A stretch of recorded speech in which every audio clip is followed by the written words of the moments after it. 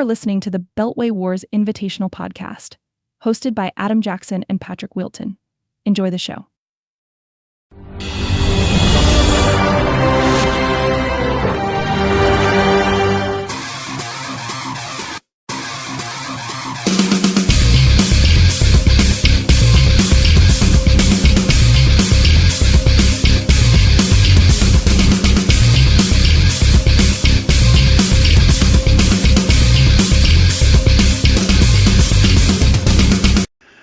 Welcome back to the Beltway Wars Invitational Podcast show of the Christmas week hiatus. Back to you now for our final weekly recap of the season. I'm going to talk about the semifinals from last week a tiny bit and then go in depth into the championship matchup, which resulted in Charlie winning his, second championship? In the Beltway Wars Invitational over Dustin. So a lot to get to today. Patrick, anything you want to add about the season, how it ended, surprises, anything like that? No, not particularly. I did just update. I just finished updating all of the record book related items on the spreadsheet and posted those into the Facebook group. So if you want to see how this season affected your history, it's broken down. If you haven't seen it before, it's broken down by team.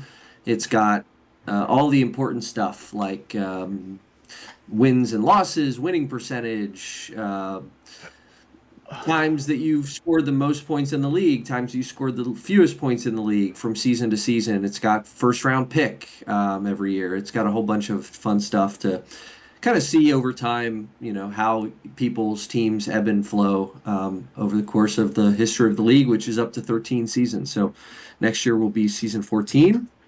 And as you said, 2 of those 13 seasons have ended in Charlie championships. So, we'll get into it. Yeah, so this, like I said before, this is going to be our last recap show of the season, but we do have probably 2 more shows we're going to do after this, so please stay tuned for those.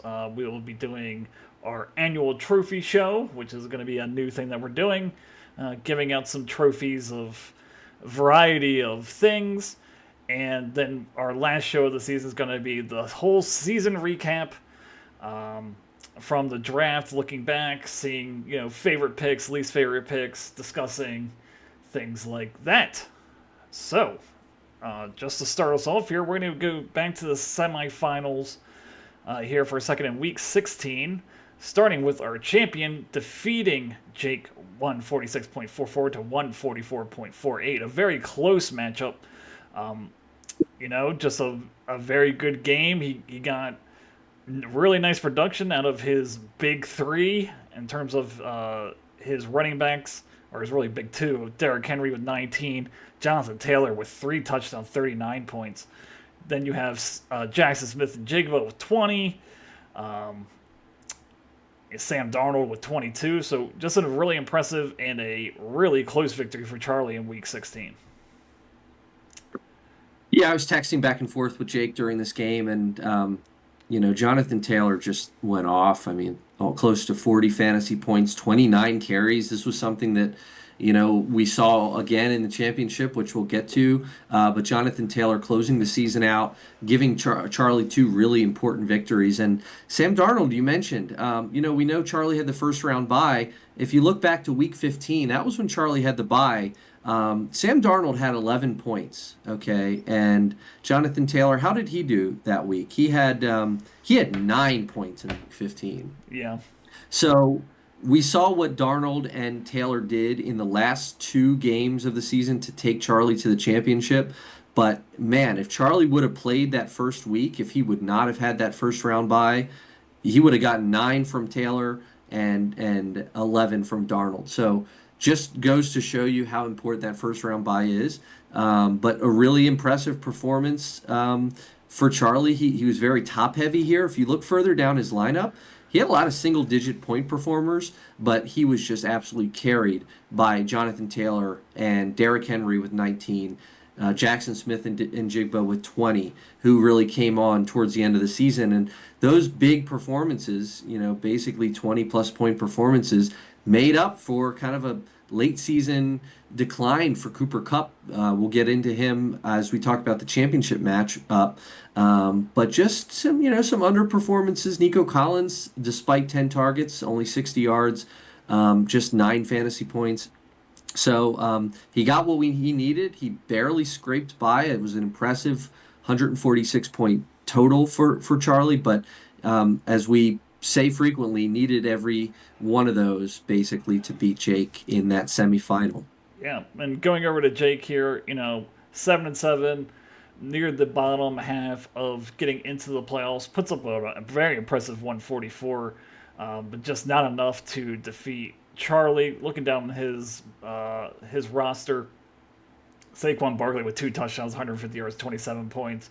Devontae Adams also did very well. He came on very late in the season, 7 for 13, 68, and a touchdown as well. Tyron Tracy, who was a free agent pickup, had a touchdown in this one as well. Sanders, had 23 points. You always like to see that, your kicker. And the defense, 27 points. The Falcons against the Giants. Just kind of ran into steam here. Looking at some of these things, he started Patrick Taylor. That didn't really turn out to work out too well. Only 3 points. Even Jordan Love in a win where they win 34-0, only 11 points on the day. Also has to start Pat Freiermuth, only 3 points. So, just a couple of players in here that you expected a little more, especially with their scores, their team scores against. In Week 16, and just couldn't get over that 2-point hump to beat Charlie. Yeah, and I don't know that the quarterback is an interesting thing. Jordan Love, it's so fascinating. You see the Packers put up 34 points against the Saints, and Jordan Love has 11 fantasy points. Like, just a weird game. Jacobs did a lot of the scoring in that one. They shut out the Saints, so it was an offensive game for the Packers very much.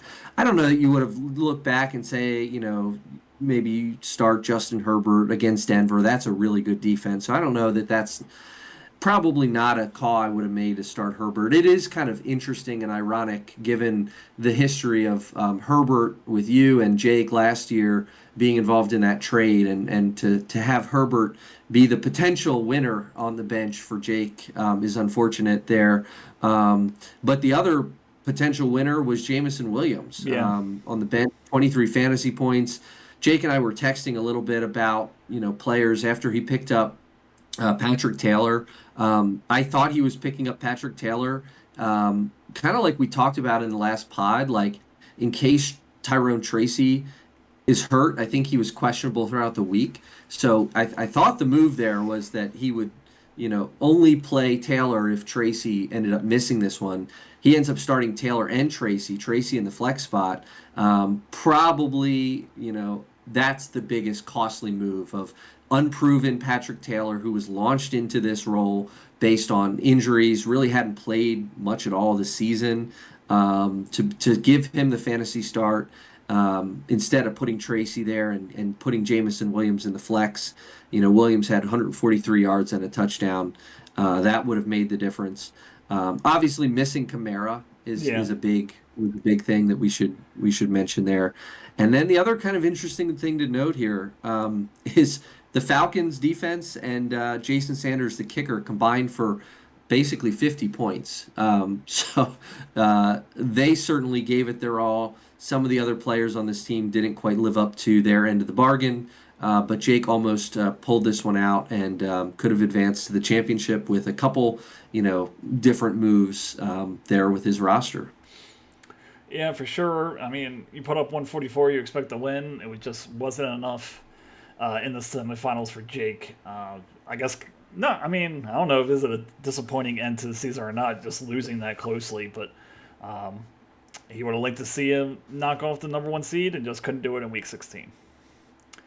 But going over to another matchup, and that would be the Pikesville Pink Pony Club defeating the Orchard Beach Ovaries 154.88 to 114.44. A real blowout here for Dustin to go into the finals. Lamar Jackson doing Lamar Jackson things. Doesn't have insanely gaudy numbers, but gets to that 20-point mark. That's what you look to see for your quarterback. Justin Jefferson as well just goes crazy here. 10 for 13, 144, 2 touchdowns. He can do that each and every week. You have Brock Bowers with 15 points. He has 13 targets, 99 yards. Keenan Allen, 9 for 13, 141 and a touchdown as well. So 24 points there. Dicker the Kicker with 11. Green Bay with 19 as well. So, puts up a huge number here. Really a blowout in Week 16 in the semifinals. And as we'll talk about in the championship, I mean, the wide receivers kind of scored a lot of the points here, the pass catchers.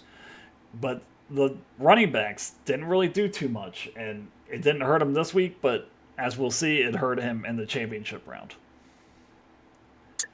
Yeah, it's really interesting to look at the running backs here. Swift and Walker each failing to reach 10 fantasy points. Two of the guys earlier on in the season that we kind of thought were bell cows in a bit of a way.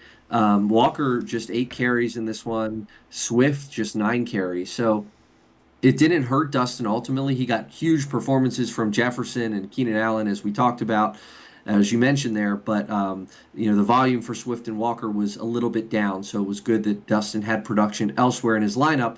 Some of that production is Jefferson with 13 targets, Brock Bowers with 13 targets, Keenan Allen with 13 targets. So lucky number 13 for Dustin. Those target numbers certainly helped each of those players to 15 plus fantasy points. Bowers with 15, Allen with 24, and Jefferson with 31. So got big production, similar to what we talked about with the last matchup. Lots of big numbers on this team, and then it's just some kind of mediocre single point days for some other guys that we're used to seeing in double digits, like Drake London or Swift or Walker. So yeah, great, performances, great decision making here. Did get some production on the bench as well with guys like Thielen and Adunze and Stevenson, but ultimately made enough right decisions to 154 points was the most points of anybody playing in that week 16. Yeah, I mean, kind of some interesting decisions looking from Week 16 to Week 17. We'll get to that. Some of the people that are on the bench were started, and some of the people on the bench were still benched, and we'll talk about that with Dustin. But in this matchup in Week 16, he gets the win and goes to the championship game. Now, going over to Sarah's squad, though, Jalen Hurts gets hurt in this one. Suffers a concussion. He hasn't played since. Only 1 for 4, 11 yards, 4 points. That's really the death nail and really the story of this week's matchup with Sarah. Just cannot overcome losing your starting quarterback in any fashion. Chase Brown has an okay day. He has 12 points. Devin Achane, though, I was worried about that rushing production, but he gets in this one, 120 yards and a touchdown, 28 points. CeeDee Lamb has 14. He is now on IR.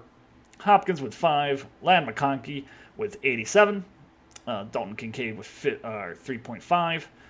Tajee Spears with, I think this was with Pollard not starting, has 20 points here. McLaughlin has 7, and Dallas's defense has 7 as well. On the bench, a couple of interesting things. Amir Abdullah has 17 points in this one. Baker Mayfield, 22. But you're not really starting them, and George Pickens didn't play in this one as well. So, just a really unfortunate end to her season. Hurts has been so good all year, has avoided injury, and when it mattered most, he gets knocked out of this one and only scores 4 points.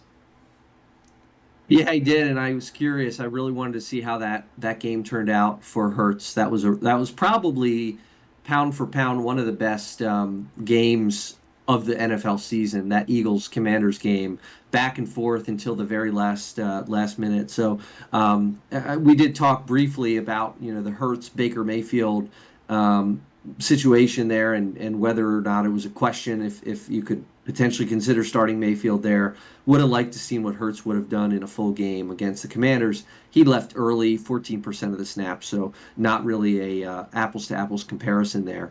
But the really impressive thing on this lineup right now and throughout the season, Sarah, I think at one point earlier in the year was pretty lacking in running back production, and kind of the depth chart on her team wasn't so deep there. But In week 16, she gets 12 out of Chase Brown, 28 out of Achan, starts Tajay Spears, gets 20. That's great work for Tajay Spears. And then finds production on the bench with Amir Abdullah, who gets into the end zone, has 17 fantasy points. So Sarah did a nice job kind of making sure that she had people that had the potential for opportunities that she could plug away or plug into this lineup in the fantasy playoffs. And just down days from guys like Hopkins, 5 points, Hurts, 4 points. At the end of the day, it just wasn't enough to keep up with some of the high-powered performers like Justin Jefferson. Achan had the great day, but other than that, nobody hit. Well, I guess it was Spears and Achan, right? Yeah. Lamb getting into the end zone would have helped. He gets 105 yards, but doesn't get into the end zone. McConkey doesn't get into the end zone. Kincaid continues to struggle. So just not enough for Sarah to quite get into the championship here. Yeah, I mean, like I said, when you lose your starting quarterback in the middle of a game and they haven't scored a lot of points, it's just a really hard mountain to climb. So she is eliminated to Dustin. But now we go over to our final matchup, the championship round, and that would be Dustin, the Pink Pony Club, losing to the Reisterstown Rockets, our champion of 2024, 150.78 to 132.12. Kind of close a little bit, but really Charlie made a nice surge near the end there to really pull away. But looking at Charlie's squad, starts Sam Darnold here. I know we've been talking about it all year. Do you start Matthew Stafford? Do you start Sam Darnold? He does it here. He picks the right one, and it really proves to be the difference. 24 points, 33 for 43, 377, 3 touchdowns, 1 pick for 24 points. Derrick Henry as well has a really nice day against Houston. 27 carries, 147 yards, and a touchdown. Also catches 2 balls for 23 points. Jonathan Taylor, as we mentioned from last matchup, has a really good day as well. 32 carries, 125, 2 touchdowns, 2 catches as well for 26 points. Jackson Smith-Njigba has a kind of a slow day here. 3 for 6, 32 yards, 4.7 points. Nico Collins also struggles in this one as C.J. Stroud struggles against the Ravens defense. 3 for 6, 59 yards. Jacoby Myers, who he throws in here, which we'll talk about here in a second, 5 for 9, 61 and a touchdown, 14 points. Jonnu Smith also catches a touchdown as well for 10. McMillan, Jalen McMillan, 5 for 5, 51 and 2 touchdowns for Tampa Bay. Chris Boswell with 4, and he starts the Raiders defense with 14 points. On the bench, nothing really of note in terms of performances. I mean, Devontae Smith has a really nice day, 122 touchdowns for 27. But I guess my question for you is, we talked about this a little in the pre-show. It takes some guts to sit Cooper Kupp for Jacoby Myers, and he did it here, and it actually worked out really well in his favor.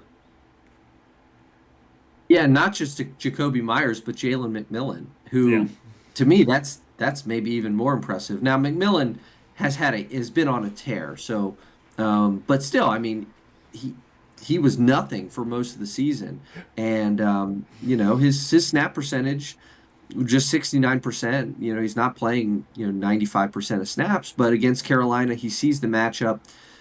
He realizes that McMillan's kind of balloon was going up, and lately Cooper Kupp has just not been himself. I mean, if you look at the last 3 games that he's played, he hasn't hit 4 fantasy points, and that's actually 4 out of the last 5 that he hasn't hit 4 fantasy points. So Kupp really has taken a back seat to Puka Nacua there in the Rams offense. Kyron Williams continues to be a featured player in that system.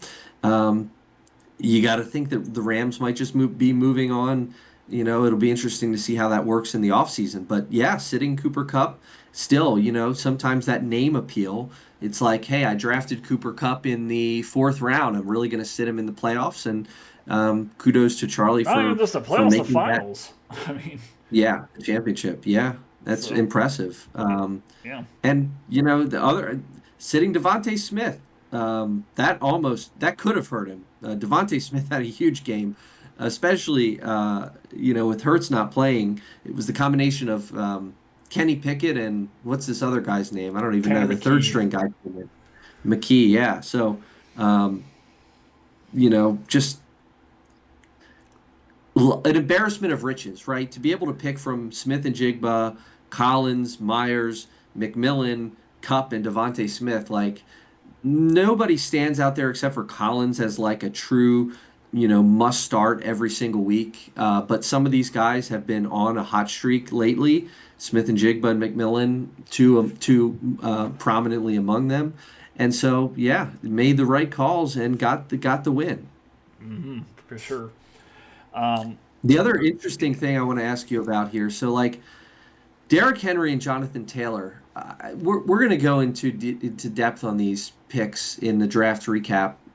Well, the end of season where we look back at some of the early predictions and some of the early thoughts that you and I had about the draft. But Derrick Henry and Jonathan Taylor here, 26 points for Taylor, 23 points for Henry.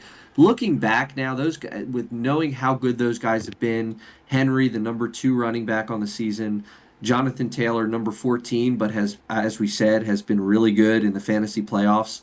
Um, like, I don't know, just your thoughts on those two, having those two guys to close out the season for Charlie. well, I mean, look, I mean, with running backs, you look for those big bell cows that aren't going to really split any time.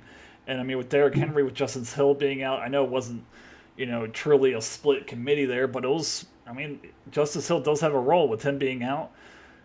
Derrick Henry gets the majority of the work. It's 27 carries here. So, at the top of the draft, that's what you're kind of looking for. You're looking for these guys that their role is unquestioned. They're going to touch the ball a ton. They're going to score touchdowns. And I mean, with Derrick Henry, that's obvious with this one. But I think we kind of forgot a little bit about how good Jonathan Taylor has been in the past. Only guy there as well. You have a rookie quarterback who's a runner as well. So they're really going to lean on him, and lean on him they did. 32 carries after the 39-point day the week prior. I mean, this is the kind of things that you need when you get into the playoffs, just that consistency. They might not always do well, but they're always going to get work. They're always going to get 18 to 25 carries, and, they can go off like this. And once you have that base, it's a lot easier to, kind of make some risky kind of sit starts with your wide receivers, and that's exactly what Charlie did. He knows he has that base, and then he kind of took some risk on the wide receiver front, and it seemed to work out.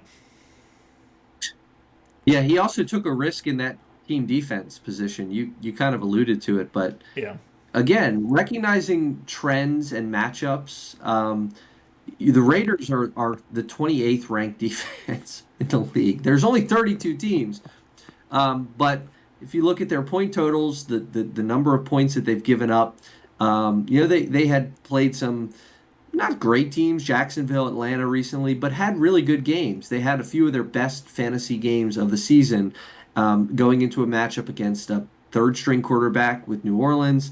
Just to make that call to sit the Rams defense, I mean, it netted him a point, right? The Rams had right. 13, the Raiders 14, but still, just like if the Raiders had lived up to their sort of ranking, they could have had a zero, Yeah, and that 14 points would have made this thing a really close matchup. So just interesting decisions, and good ones from Charlie. yeah. I mean, like I said, even the decision to start Sam Darnold over Matthew Stafford, I know it's been kind of a flip flop this season with him, but again, sees the matchup, makes the right decision. Um, Matthew Stafford does absolutely nothing, and Sam Darnold, really impressive. Now the quarterback number 8 on the season to end the season. So good on Charlie to recognize that and start the right quarterback. Yeah. By the way, just to that point, I was looking back throughout the season with Charlie's team. I don't have the exact number, but I think it might be I think he may have started five different quarterbacks this year. Mm, This is a team that took one quarterback in the draft, just to show you how impressive this is. And we'll talk about this in one of the other podcasts, but I think he was the last team to take a quarterback, perhaps in round 10. He took Tua. Um, but over the course of the season, I think he started four or five, I think it's five different quarterbacks. And just to come from, Tua Tagovailoa in the 10th round, who got hurt and missed time at the beginning of the year, to a fantasy title with Sam Darnold as your quarterback and Matthew Stafford on the bench, just like well done. Well done on uh, making up for that kind of lack of production that you had early in the season to find the right guys.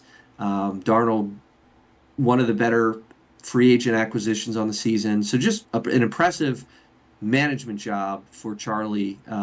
Not to blow too much smoke up his, what, but I don't know. It was just a good decisions and they paid off. For sure, and like I said, his second championship of the Beltway Wars Invitational for him. I don't know how long he's been in the league. Maybe you can check that real quick. Um, Probably around like 9 years, 8 years. That sounds about right. Uh, he's been in 10 seasons. Yeah, so 10. 2 championships in 10 seasons is not nothing to sneeze at. Someone that's been 13 and has zero. So good on Charlie and good on his moves and everything like that. But let's go over to the losing side. Let me play a little sound for Charlie. Flawless victory. So he wins this one. He wins the championship. He wins the belt. He wins the bragging rights for the rest of 2025 until the new season starts. But going over to the Pikesville Pink Pony Club, 7-7, one of the last teams to get in the playoffs, just like Jake, runs out of steam here. Lamar Jackson has a very nice day, but it just didn't need to do a ton here. Only throws the ball 15 times for 2 touchdowns. Also has a really nice run for a touchdown, 29 points. But the problems start here, right? Ramondre Stevenson, 2 carries, 1 yard. Absolutely brutal. It's like he just didn't play in this game. Only 0.1 points here. DeAndre Swift also, very low scoring game in a rainy contest. You'd think that he'd get a lot more than 12 carries here for 53 yards. Only 10 points for Swift. Justin Jefferson has a fine day, but doesn't catch a touchdown, 92 yards. Drake London has 106 for 14 points. Cortland Sutton catches a touchdown, 55 yards for 14. Brock Bowers, also 11 points here, breaks the tight end rookie receiving record for yards, I'm pretty sure. Keenan Allen just lost in that really torrential downpour game against Seattle, 5 for 8, 25 yards. Dicker the kicker has 18, and Baltimore's defense has 17. But looking on the bench here, I mean, we've hyped this guy up a ton these past couple of weeks. Adam Thielen, he decides to sit. Has a huge day. If he starts Adam Thielen instead of Keenan Allen, he wins this matchup. So what do you think the thought was going with Keenan Allen? A much, as we've talked about throughout the season, a much riskier play just with the amount of playmakers that they do have and the inconsistencies with the offense than starting a guy like Adam Thielen, who is, the number one guy there in Carolina. It's volume based. I mean, coming into this game, Keenan Allen had 8 or more targets in 4 of his last 5. He had back-to-back 13 target games in which he was wide receiver 14 and then wide receiver number 2 in the 2 weeks preceding it. So he had the volume. He was scoring the points. He had a 17-point day and then a 24-point day. So Keenan Allen was hot. Maybe he just went with He the did have a hot nice hand. game last week. I do agree. Yeah. The week prior, he had 24 points. But it's just all over the place. I mean, starting week 8, 4, 5, 6, 6, 19, 21, 4, 17, 24, 5. So it's just like too inconsistent for me where you're seeing Bryce Young play a lot better there in Carolina, finding Adam Thielen. I'm just kind of interested to see what Dustin would say about what his thought process there was for starting Keenan Allen. Well, we could certainly ask him, but I mean, look at the 2 games before that for Thielen, 7 targets and 6 targets. So you're getting double the targets for Keenan Allen. I don't mind the call. I mean, I probably I might have done the same thing just based on volume alone. To Yeah. produce in the NFL and in fantasy, you need volume, and he was getting twice the volume in recent games that Thielen had. And I mean, Dustin's week here is kind of the exact opposite of what Charlie did. Very weak running backs, and this is what happens. I know you had Kenneth Walker out of this one, but Stevenson doesn't have a hold on that job. I mean, he only gets 2 carries in this one, 45% snap count, and Swift here only gets 12 carries. So, you know, that's the kind of problem with drafting running backs in those mid rounds. You don't know if they're going to get the full workload. And in this week, the most important week for Dustin, those two did not get full workloads that you're, hoping for or expecting. Yeah, and Stevenson, that I heard this and I just looked it up and made sure it was the case. So Gerard Mayo, prior to the Patriots game, went on the local radio station and basically said that due to some fumbling issues that Stevenson had, he would not be starting. They actually gave Antonio Gibson the start in this game. Obviously, news that didn't quite make it to Dustin's ears, or perhaps he might have considered. I don't know what else he could have done. Kenneth Walker was on the shelf, so I guess Kendrick it wouldn't have Miller, made a but that difference. didn't he didn't do much more either.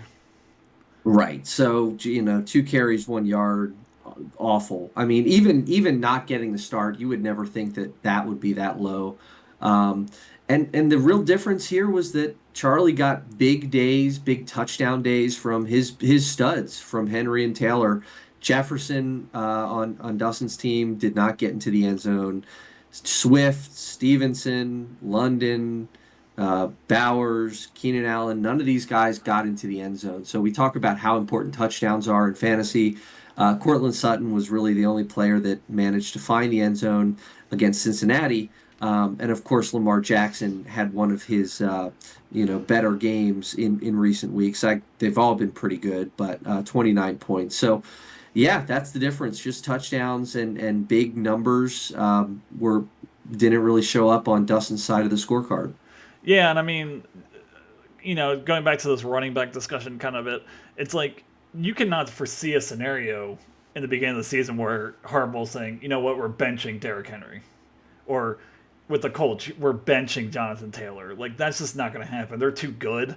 Whereas when you're looking at Stevenson and Swift, you can say, like, I could see a scenario where they fall out of favor with these, new coaches and, have their roles relegated a little bit there. So that was really the big difference. It's just the running back production just wasn't enough. And, looking at these two roster constructions, one was very heavy running back, one was very heavy wide receiver. And this one, the running backs being solid, where it was able to carry Charlie across the line and get him a championship. Yeah, that's a good observation there. And Walker, of course, I think we mentioned he missed this game. That's just such a huge blow. He kind of did what Kenneth Walker does, which is sort of fall apart as the season goes on. He's always a player that is riddled with injuries throughout the year, and But I that would happened even, again. yeah, but I would even also say with like Kenneth Walker, like he's not a guy that has like a stranglehold on that job either. I know he's very Yeah. talented and they like him a lot, but looking at his snap percentages, it's not like crazy. I mean, it's Yeah. 64, 61, 69. So they like Charbonnet there as well. Um, Not a team that's going to be leading a lot of games as well. So, just there's some danger in picking those middle round running backs. Now you could come back and say to me, well, Joe Mixon, yeah, that's the one that hit pretty well. Alvin Kamara as well, one of those middle round guys, established guys that the teams like. So it's really a landmine there in terms of those middle round running backs where you need them to if you want to make a run at a championship, really have them go throughout the season as that number one option, which Stevenson and Swift were good. It just they they fell out of favor. I mean, it's definitely Stevenson. He got benched. So, yeah. So, yeah, that's our recap for the championship. Charlie, with his second championship, as I said before, really leads the pack, number one overall seed, gets the bye, wins his two, and is the champion of this year. So I have to have a clapping. Clapping. So congratulations, Charlie, on your victory. But that's our show. Nice, short, and sweet, and simple. We're planning on having 2 more shows after this. Like I said, the trophies, the end season trophies, and the season recap show, which we're still kind of trying to hammer out. They'll be coming out in the next couple of weeks. But with that is the end of our season, weekly recaps. So yeah, it was nice doing these. It's fun. Always fun doing these. We gotta figure out. Okay, so I think we always talk about this, Yeah. right? Number one, we haven't had an owner summit, so maybe we need another one of those. I don't know, but draft next year. I think if we want to have it in person, which I think has been a goal of ours, right? I think for quite a while. Maybe we should just like throw some dates around and see Just if we very can't like early. get something on the calendar. Yeah. I mean, I'm cool with that. If you just want to do it at somebody's house, I'm cool with that. It's always more fun because you can make it like a little bit of a party that we can do. But we'll throw out some dates and we'll do it early so everyone can, take off work or clear their schedules for that. But it'd be nice to see everybody in the same room drafting. I think that would bring a new dynamic to the draft, and maybe we can live stream it and have it as a video with the entire draft. So that'd be kind of fun. Cool. All right. Okay, cool. I don't know why I thought of that. That was great. No, that was good. No, it's definitely something to think about. But that's our show. We will see you probably next week for the trophy show. But again, thank you all for listening, and we'll see you next time. Goodbye, everybody. Thank you for listening and your support. If you enjoyed the show, please make sure to like and subscribe on YouTube and Spotify.